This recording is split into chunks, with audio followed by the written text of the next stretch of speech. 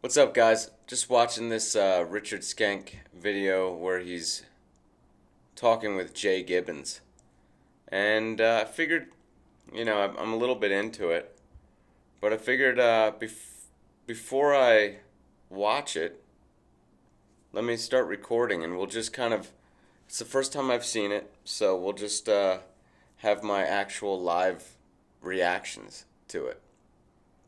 Um, what we've missed is just a couple intros. Skank went over how he basically copied the swing of Barry Bonds, which many people know, and I think is a flawed method.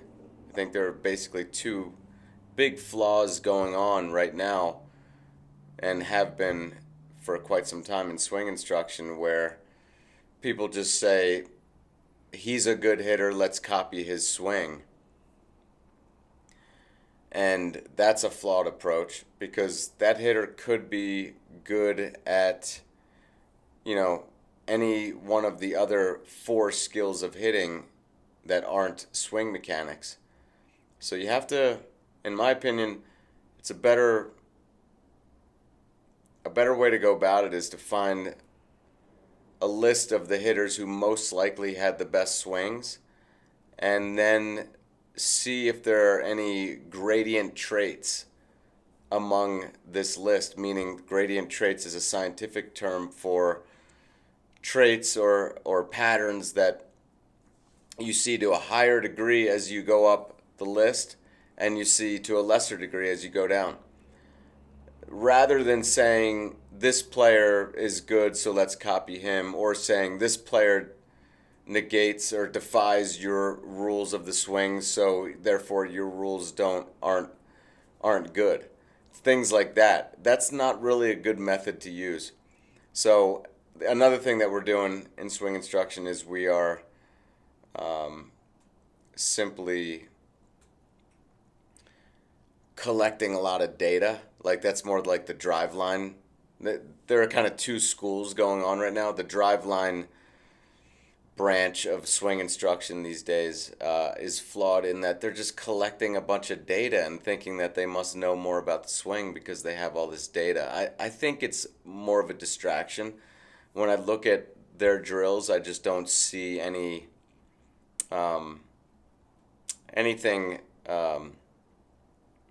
that's trailblazing or groundbreaking with what they do with hitters. It's very basic stuff. Anyways, let's go through this video, and I'll just give you my thoughts. So I started looking at Barry Bonds heavy, and this is one of the first videos I concentrated on. And I'm going to slow it down, and I want you to watch his barrel.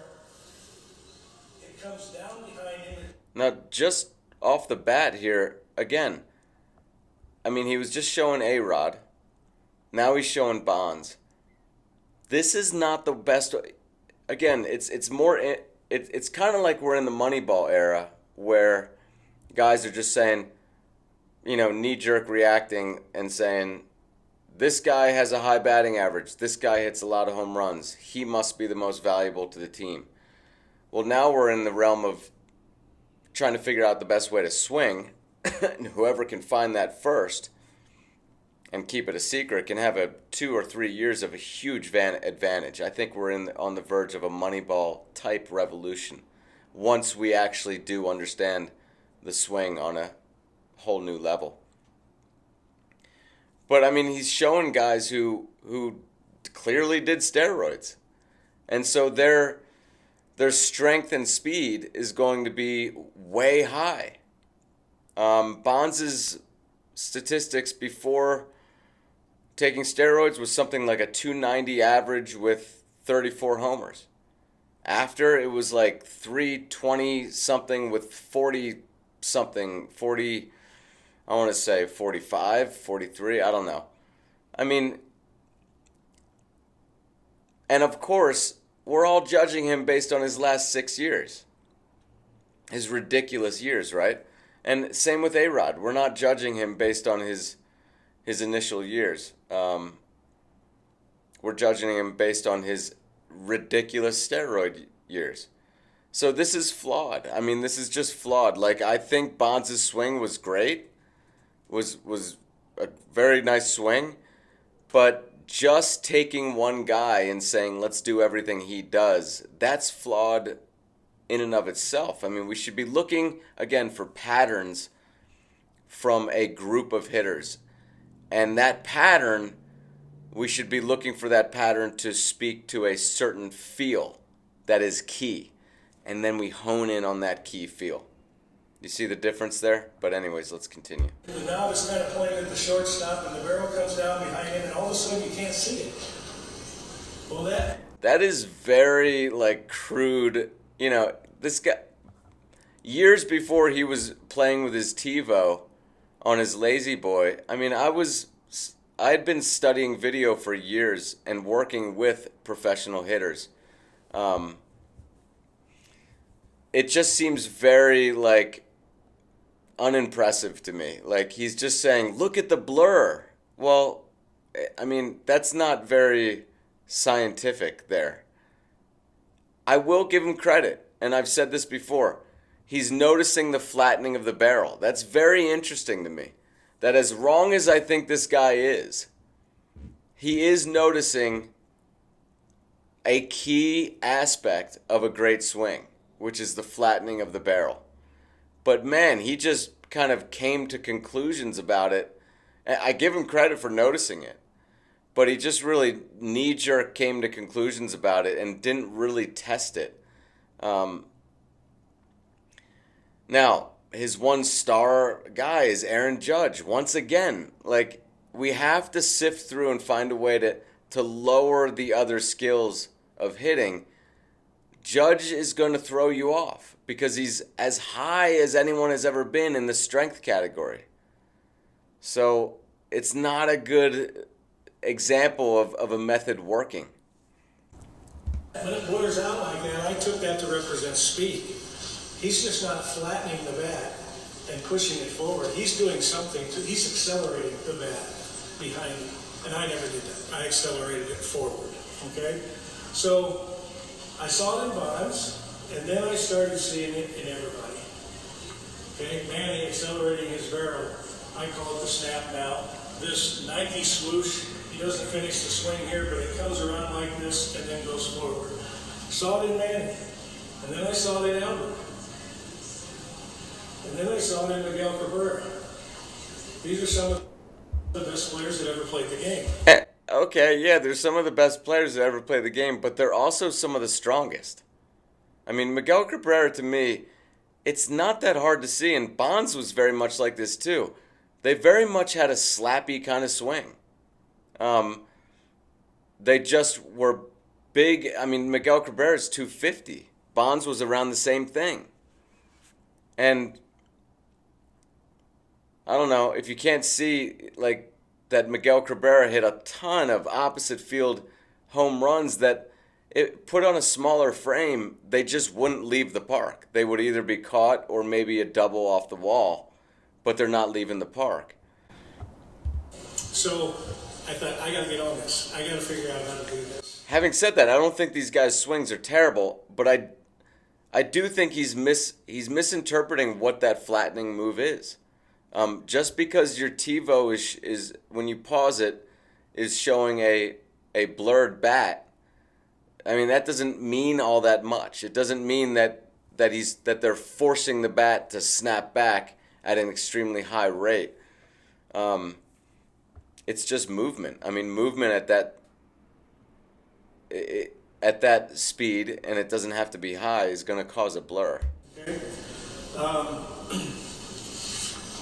Here's Manny again, slow motion, but I noticed that his eyes kind of stay out at the pitcher or forward. It doesn't even look like he's looking at the ball. You know he is, but he's not trying to see contact. Did you play with J.J. Hardy? I did not play with. Who's that? J.J. Hardy of the Orioles. J.J. Hardy. Here, I believe. He's actually pushing his bat forward and trying. Look at his head come down. He's trying to see contact. That's what I was taught to do, and yet I. Huh. Let me see that again. His head come down. See, that looks like a pretty good swing to me. Guys, so I just want to interject here. What you just heard me say is that looks like a pretty good swing to me. So the guy that they're talking about here, or the guy that Schenck brought up, is J.J. Hardy. Now, again, this was the first time I watched this video, so I didn't really know that he was going to bring up J.J. Hardy. But now that I'm now editing the video, I thought I'd interject here because I looked up J.J. Hardy. I actually just wanted to see, is he on the pound for pound list? That's the first thing I want to see in a hitter, right? The pound for pound list that I have is the top about 1,000 hitters of all time who are the best pound for pound hitters. The idea behind that was to find the hitters who most likely had the best swings, because we're basically factoring in their body weight and their at-bats per home run. Now, people say, that's not factoring in like consistency so much, but it is. I mean, if you have a low at-bats to home run ratio, then you're consistently hitting the ball pretty hard. But anyways, a little caveat here. My new pound for pound equation will be factoring in batting average, so that will be coming in soon, because I know people just can't get off that, consistency thing. And I get it. So we're going to factor in batting average. But the interesting thing is, like I said, you just heard me say, like, that seems like a good swing. J.J. Hardy is number 665 on the pound for pound list. He's a pound for pound great. I mean, he's a top 1,000 all-time pound for pound hitter. Let's take a look at his swing in more detail here. Look at this action. Now, Schenck brought up this swing as being an example of what not to do. Here's a guy on the pound for pound list. Look at this swing. This is one of the best swings that I've seen in the major leagues. Look at this. Beautiful slotting action. I mean, this is like future swing type stuff. This is like, most people are not doing this. Very much what Zach Greinke looks like, by the way. And Madison Bumgarner. As you guys know, I'm big into the pitchers who hit well. Look at this action. Beautiful swing. I mean, basically textbook by my standards. You take away that back arm, this is pretty much what the lead arm would do all by itself, right? So very lead arm dominant. Beautiful action. But he's bringing him up as what not to do. I mean, it's absolutely bizarre. And later in this video, you're going to see that I discover that Jay Gibbons is a pound for pound great. And you watch my reaction, I'm just stunned. Because here's basically a little league dad telling a pound for pound great, and Gibbons, by the way, he's in the top 300 of pound for pound hitters of all time. And he's being told by this guy how his swing is not so good. Let's look at Gibbons' swing. Look at this. Beautiful. Shifts weight to the front side, gives a little cushion there on his front leg. Look at that. Look at that position. Beautiful. Very much like J.J. Hardy. Beautiful positioning there. And by the way, he doesn't like the arm bar. That's the thing that's going to really revolutionize the game, is that right now, people with great swings think they don't have great swings. That's a big problem. So not only are we teaching people who don't have great swings a swing that's not so great, but we're making people with naturally great swings think that they're not. If he saw this video, he'd be like, I'm arm barring. And you'll hear him later in this video talk about how he doesn't like the arm bar. This is beautiful. Arm bar is totally fine. Beautiful looking swing. Look at that. Look at this. Just lets the hands drop. Notice he's not tilting so much. He's just letting the hands drop. This is a beautiful, I can't believe that literally the two swings that Schenck criticizes in this video, I think the only two swings, are pound for pound greats with great looking swings. incredible. I'm going to let you guys go back to the video now. Trying to see content. That's what I was taught to do. And yet I see Manny doing something completely different. Okay? The barrel coming around like this versus being pushed forward. So these things got my attention, and I decided that my sons are not pro prospects, by the way, they're just kids. But if we're going to work on something, I want to do what the best. I want to learn what the best hitters do. Okay? So I started trying to duplicate that move. This is me. This is what I spent 2.5 years in my basement trying to do, trying to get a path where my barrel is accelerated down the back and then it turns forward into the ball. And then I taught it to my son. Okay, accelerating the barrel down the back. The difference between what people call a barrel dump and what I teach is the barrel is actually accelerated. It's not just laid back slowly and then launched forward. We accelerate it, okay? So then I get an opportunity to work with Aaron Judge, and I teach him the same thing. Ignore the green lines. I put them on there for something else, but I'm in love with this path, okay? All right? A couple years later, I get to work with Kerry Carpenter, okay? And he's got a similar barrel path. Now, a lot of these hitters stand in a different stance. They have wide feet, narrow feet, upright, bent over, hands high, hands low. But what I'm seeing is from their launch to contact, they all look a lot alike. Okay, very similar. Okay, here's my next guy, Caleb Durbin. Guys, this is just a red herring. I mean, it really is.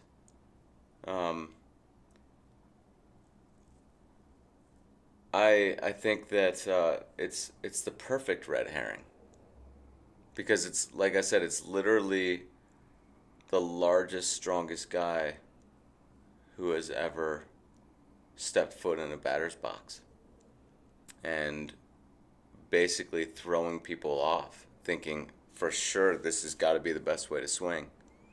And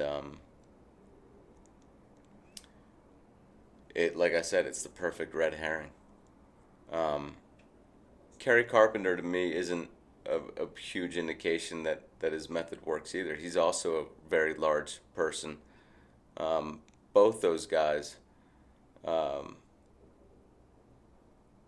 think, probably could have easily done just as well without Schenck's teaching.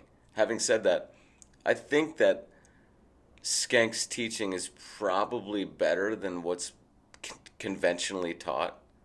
So I'm not denying that possibly these guys are doing better under his instruction, because what is conventionally taught is just so horrid.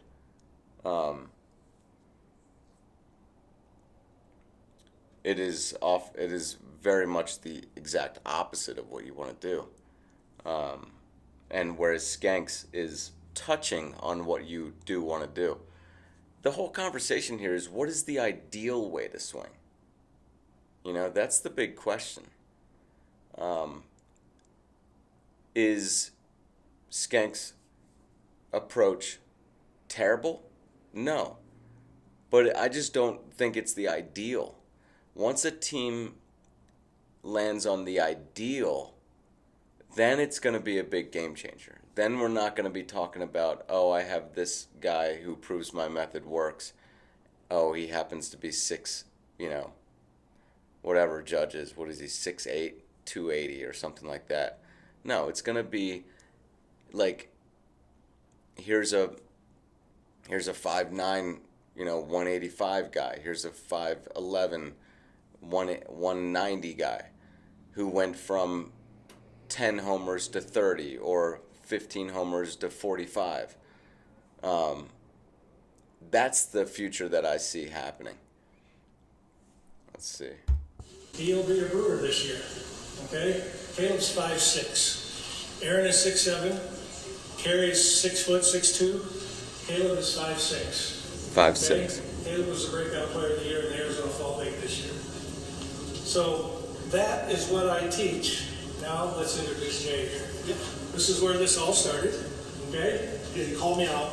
I called him out. I said, come see me. I have Twitter. I'm minding my own business at home with my kids. and I get a message, hey, Teacherman just called you out. And I'm very laid back, very chill, I don't have a reaction. I was like, you know what, I'm going to join Twitter, and you told me to come over here. So I was like, why not?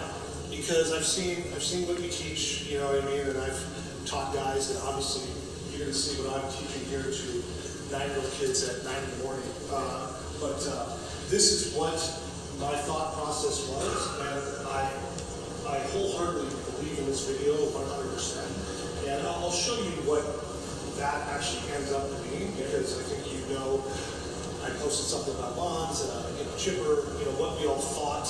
I thought we should A-Raj, pools. We all kind of thought the same thing, but got to it differently. You know what that is? For me, it was my hips. So the hip rotation. Yeah. My hips kind of go up my shoulders, barrel on the front. Okay. So here I'm teaching. Okay. My thought was, boom. Yes. Hands to the ball. Okay. Now my body's not in the way right now. Okay. So this is why people don't take everything so literal.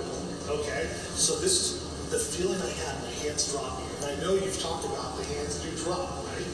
So from here, okay. Now let me add this part to my spine. I put my hands where they always were. I always thought, not to the catcher, I want this space. This space to me is extremely important to me to work my hands out front. So from here, I'm still thinking hands to the ball. Okay? Add my legs into it. Here's my hip coil, hip socket. From here, hands to the ball.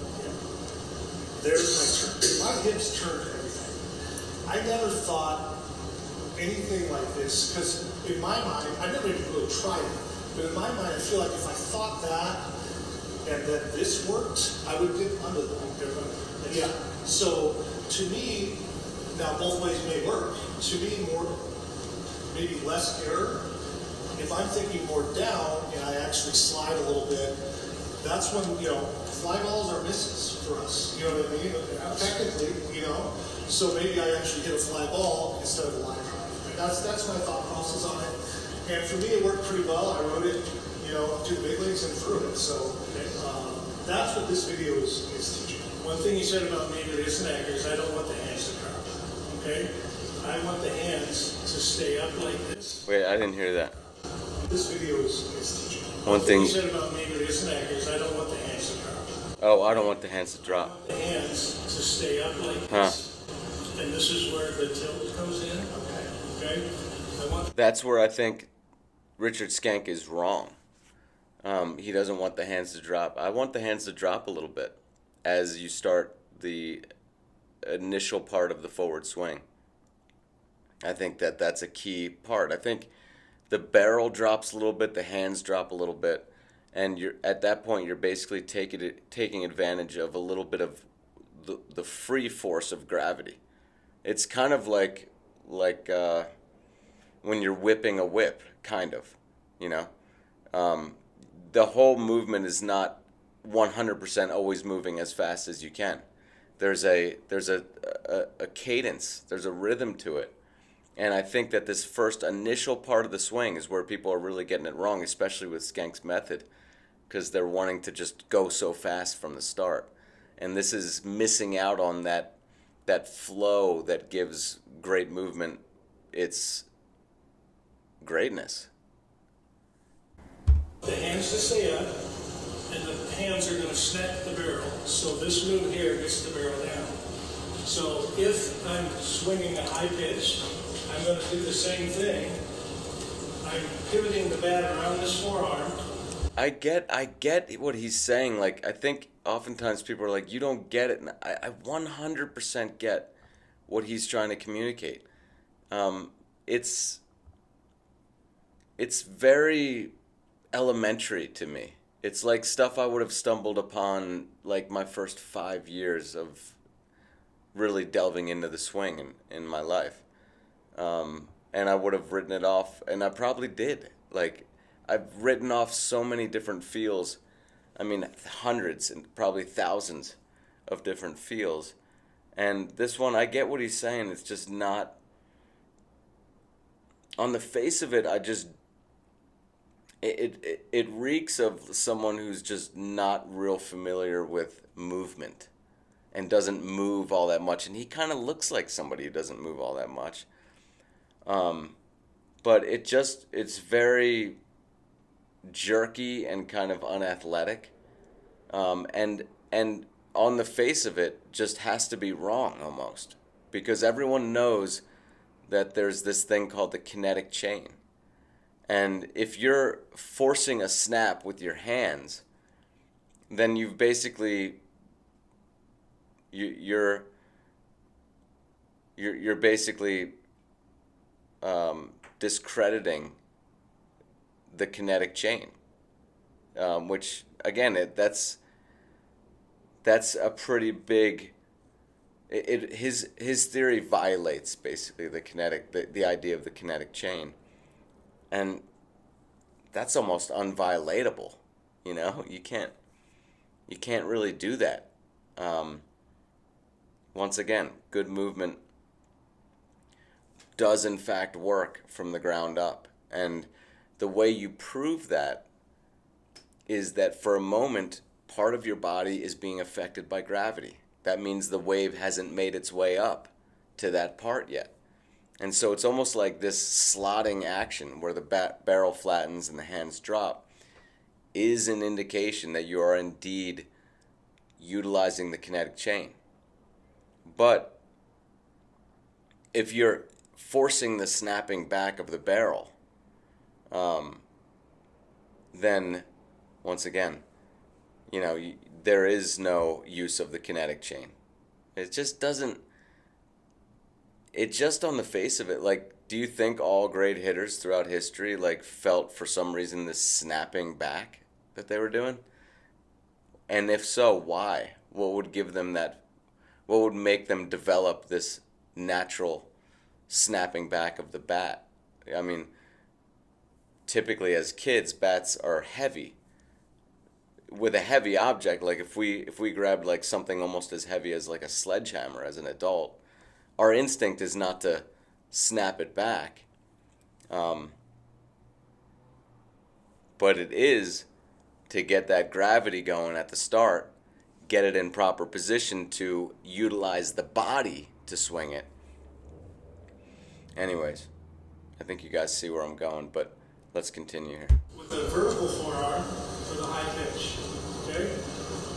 If I can get a pitch down the middle, I'm going to do the same thing, and this forearm is going to be more diagonal, and the bat comes out middle pitch, middle. If I get a low pitch, my posture is going to change a little bit, and this forearm is going to be... This is very much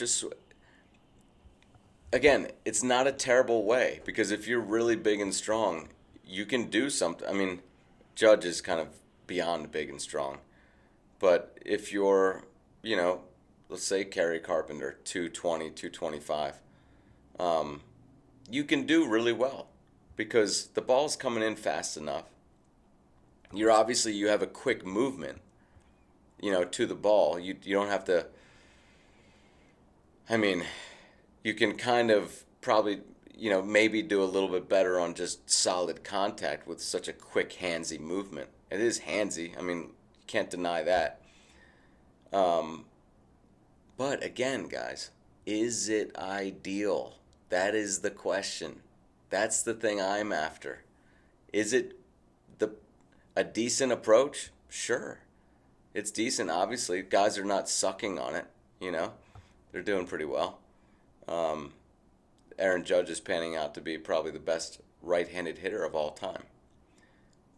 But again, there's a big caveat there. One of the major skills of hitting, he has not only optimized, but beyond optimized. He's 40 pounds heavier, 45 pounds heavier than even Bonds was, and probably mostly muscle. The guy's doesn't have that much fat. That's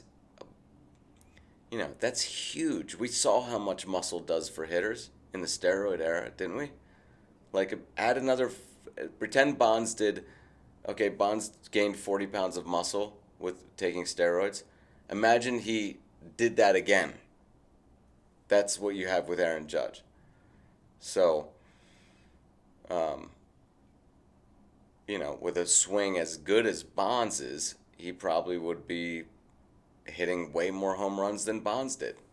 doing better than even Bonds did in his best years. Almost horizontal, and the same movement, which I call the snap, for the high pitch, the middle pitch, and the low pitch, happens every time. So the height of the pitch, and why what I teach doesn't dump the barrel and get you under the ball, the height of the pitch is determined by this forearm here. Can I ask you a question? Yes, sir. What if, I didn't hit like this, I was up here. So what if my elbow is not attached to my body? You see mine attached? Yeah. I can do it from up here. Ian Happ is one of my clients, and Ian, for in the field that I teach, has to have his hands out away from his body, similar to what you said, in that space. But Ian does, when I teach, his hands are just further out. And one of the interesting things about working with all the hitters I've ever worked with, I never tell them where to hold the bat. Now, unless it's predicted, if they can be in a spot where it doesn't work. So I have guys that hold the hands up by the ears. I have some that start down here like Bonds did. Ian Happ needs to have his hands out a little far from his body. Aaron Judge in 2017 held it here, and now he holds it here. Okay? The rhythm and flow of your stride will take your hands to where they need to be, at least we hope they do. And from that point, this move here is what I teach. Now, when we get into cage and hit a few balls, you'll understand this a little better. But for now, that's what I teach, and that controls the height of the ball. Okay? Height of that. Does that make sense? It makes sense how you teach it. Okay. You know what I mean? Okay. So back to your video here. Yeah. I don't like that one. Yeah. I don't like this one, but you did it. And the second one is not done properly. That is what I want, but you didn't do it properly. Okay? So, anyway, I commented on this, and I think I said something about, I think you said terrible. Did I? Yeah. I think it was terrible, like horrible or terrible was the word. I was like, oh, okay. Okay, And then I said something back, It sounds a little acrimonious for a little bit here. I would like you to come out and learn from this, so that even if you don't like what I teach, you'll understand it, and it's probably a little better than you thought. Okay? So that started this discussion, and then I think you posted this. I did. Okay? That's a home run. Oh my God, I got so lucky here. Why lucky? Well, this was one of my first ever interview games, so being a rookie, I forgot about the whole, That's gigantic. Yeah, that's why. That's why it's lucky. Yeah, I think it's my only pinch hit homer in my career, my rookie year. What's the pinch hit? Pinch hit, 3-run home, 2 or 3-run home. And I just wasn't, it was almost like one of those things like, oh my gosh, Green Max is pitching, and just I reacted. You know what I mean? That pitch beat me, okay? I don't even love the swing. I kind of got armbar here, which was my biggest hit. That whole idea that the armbar is a mistake, man, it's just once we get by that, that's a big obstacle, and I think that'll go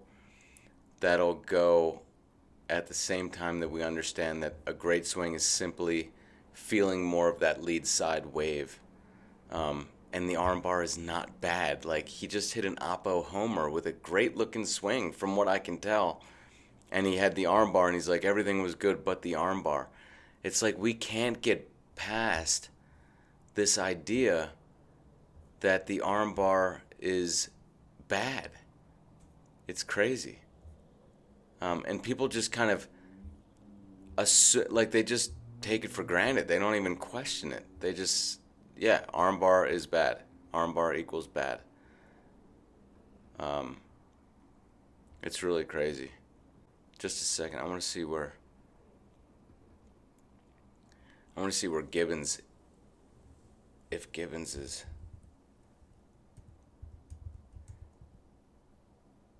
Jay Gibbons is a pound for pound great. That's crazy. He's number 232. That's crazy. Weighed 195. Hit a home run every 22.97 at bats. Wow. This is crazy. He must be, this is a pound for pound great right here. Having a conversation with,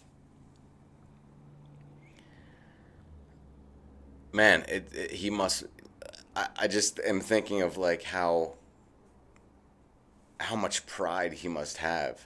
And he's like kind of in front of this guy who's telling him how he should swing. I mean, this is really one of the top 300 swingers in the history of Major League Baseball, by my calculations.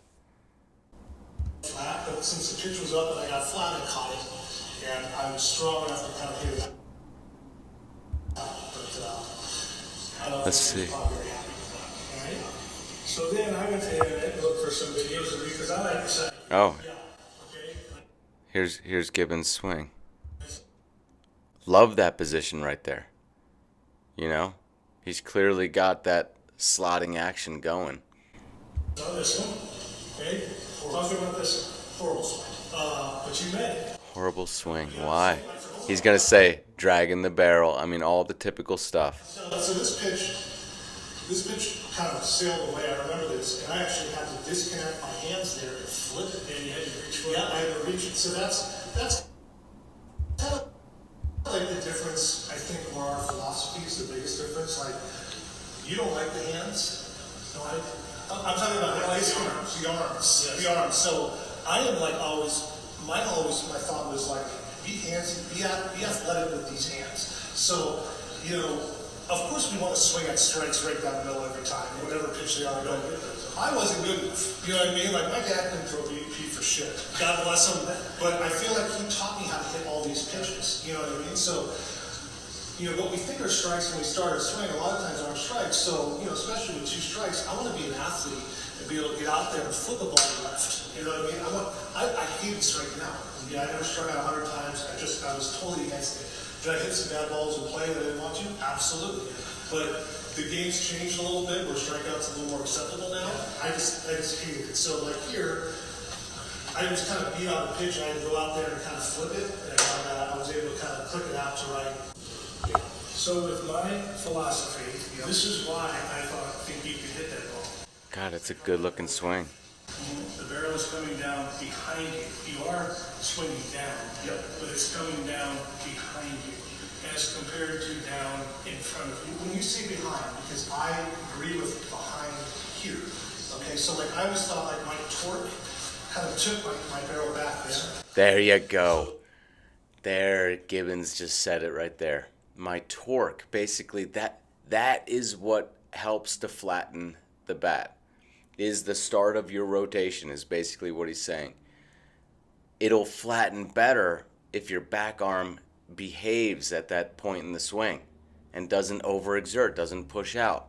So this flattening action just happens naturally, given more of a lead side dominant action. So where you lose me is the thought of this thing. When the barrel, Yep. Good job, Jay Gibbons. That's so true. I mean, he's talking very much in line with what I believe, which is kind of shocking because I never hear people do that. I'm sure he strays far from what I believe in some aspect. I just need to wait to hear it. But right here, I think he's right on. outside of the hands here. Every time I see this, What's outside of Yep. So this is my hands. Yeah. There's outside. There's inside hands. Okay. So when I'm here, if I ever see this, this to me is going to be a cast, and it's going to be a loop and a long swing. There. It didn't take long for him to say something I completely disagree with. I mean, we're looking at his swing, and he was a pound for pound great. He had that, what he's calling a long swing, where he's flattening the barrel, getting his lead arm real long. Let's hear what he says. Which is kind of how you demonstrate it. But then when I look and I see Judge go like, do this. But then when I see Judge hit, I never see this. I always see the barrel kind of stay inside the hands, and that's the move he does. So that's kind of like to me, in my mind, he's your guy, but feel versus real, he thinks this, but then I see when he hits, it doesn't actually happen, at least my eyes don't see, I don't see, okay, Back to what I consider down is like if your bat was long enough, you'd be catcher's interference. Yeah. That bat is being accelerated down the back is what I call it. I mean, can you And that's because my amazing garbage. Can you put it this way? This is crap right here. No, I look for swings and I look for side view swings and I couldn't find. I posted a couple yesterday. I got what's going on here? Can we grab those? Do you got any Dodger ones? Yeah, I'm trying to get. Okay, here's one. There we go. Yeah. Okay. I got beat here too. It's a heater. I caught a beat, but that's what you like. Yeah. So your barrel's coming down here. We almost hit the catch. Let me see. Man, it appears to, it's hard for me to see this, but it appears that he's slotting really nicely. I'm not saying you're trying to get the catch club, but if your back is long enough, I want to see the speed down the back, barrel speed, and then the body turns it forward. So this is good to you. Well, it's pretty good. I don't like how at the end you rotate to get through. Okay. But you had to get to that pitch. You rotate to get through. I don't know. That's a great looking swing, guys. You get to your front leg before you swing. And this is another controversial thing of what I teach. I can't wait to talk about this. Okay, wait, what did he say? What I see here that I don't like is you get to your front leg before you swing. And this is another controversial thing. Oh my God, you get to your front leg before you swing. That whole teaching of Schenck is going to ruin him. I think that's a big mistake, to connect the whole stay back, basically, rotate on the back femur thing. I think that's where he is really, again, it only caters to really heavy, strong guys. And even they could do better with a different swing, and especially with a swing in which you are shifting some weight to the front side. This whole idea that you have to stay back in baseball, it's old. I mean, it's an old idea, but it's not what we see from the pound-for-pound greats. It's not what we see from the pound-for-pound great pitchers either. As you guys know, I think the pound-for-pound great pitchers is probably the best group of hitters to try to decipher patterns from. And we just see more shifting weight from great hitters, and I know, and the not shifting a lot of weight has to do with you can be quicker, you won't be fooled on off-speed pitches, but these are just myths. They really are just myths. If you're someone who stays back a lot, is it going to take a little time to adjust to shifting the weight forward? Maybe, but you need to learn things like the secondary cushion. Why does shifting weight help you? Well, it helps you dictate where contact's going to take place. If you're just staying back, if you notice, Aaron Judge waves at a whole lot of pitches, and guys who stay back will tend to wave at a ton of pitches and just swing and miss. They can't dictate where contact's going to take place as well, because when you shift some weight to the front side, you have the ability to then shift even more weight, shift your spine angle forward, and go and reach the ball out in front. So it actually helps. It's the exact opposite of what people assume, that you won't be able to hit off-speed pitches. It's actually just the opposite. You'll actually find it easier to hit off-speed pitches. Before and after me. This is him back coming over top of the shoulder, which is what you demonstrated in the video that we first saw. And then this is what he does when I talk. Okay, the barrel comes back here. He's actually in the zone right there. And then the leg. I just don't understand why, like, the pink elephant in the room isn't discussed more. Like, people, it's the same thing with Bonds. Like, people don't even talk about, look, they just want to say he was an MVP before the steroids, and they just want to brush the weight thing, the muscle thing under the rug. And it's the same thing with Judge. Like, Gibbons right here should be like, man, show me somebody below 200 who has had an immense improvement in their hitting that you've worked with in the major leagues, you know? Show me before afters of guys who are regular size or below, you know? It's just like, I mean, Judge is your one student. Like, it's almost fraudulent just to be a swing coach standing behind that as your model student. I mean, it's like there's a pink elephant in the room. Is anyone going to mention it? He's not in the zone here until almost hits the ball. He's in the zone about this long. Darren's in the zone about this long. Okay? So he gets his bat up to speed, deep in the Man, zone. Schenck is sold on his method. I tell you, he is 100% sold. And I think that this revolution coming, guys, I really think that this is not exactly a testament to my approach. It's more a testament to just how important it is how you move through the swing. Believe it or not, in my estimation, we're underestimating the importance of how you move. People, it's willy-nilly.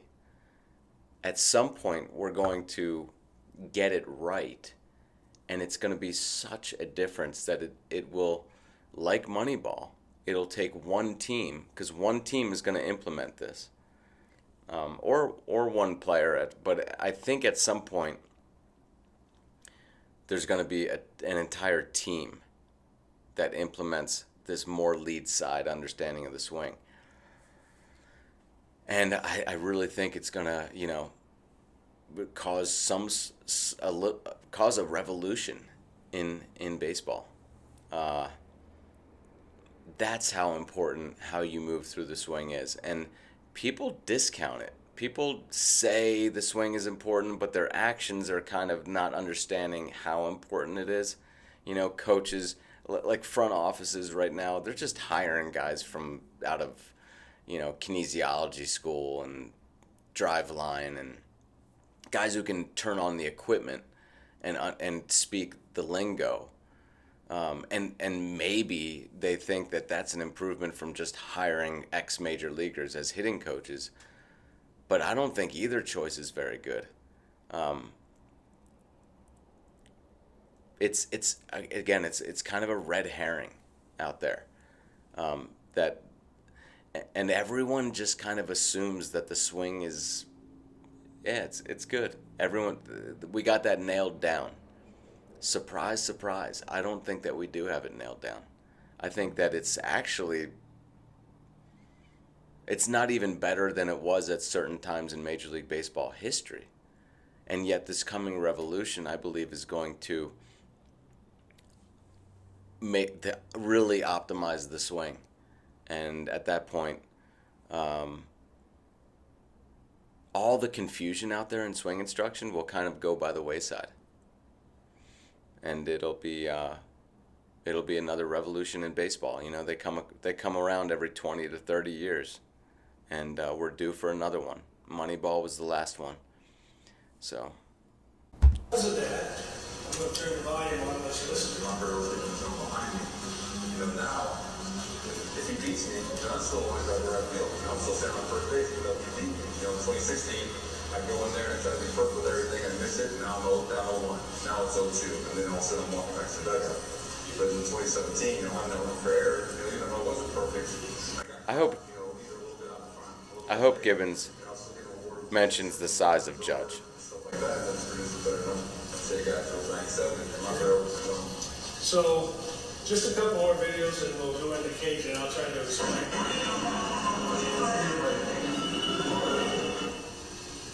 The barrel's coming around their rear shoulder instead of over top of their rear shoulder.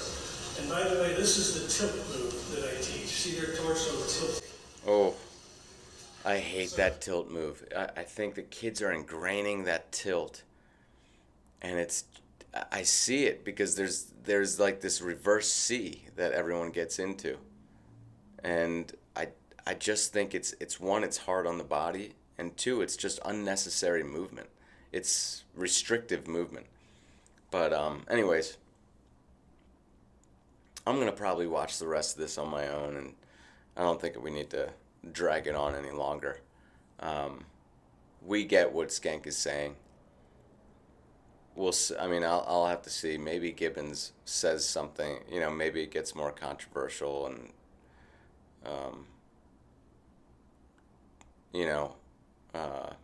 maybe he challenges Schenck a little bit more as we go on. I don't know, but this is probably a long enough video, and we get the points being made for the most part, But there you have it, guys. I hope you guys enjoyed this. Let me know what you think. I'd like to hear your thoughts. And we'll see you in the next video.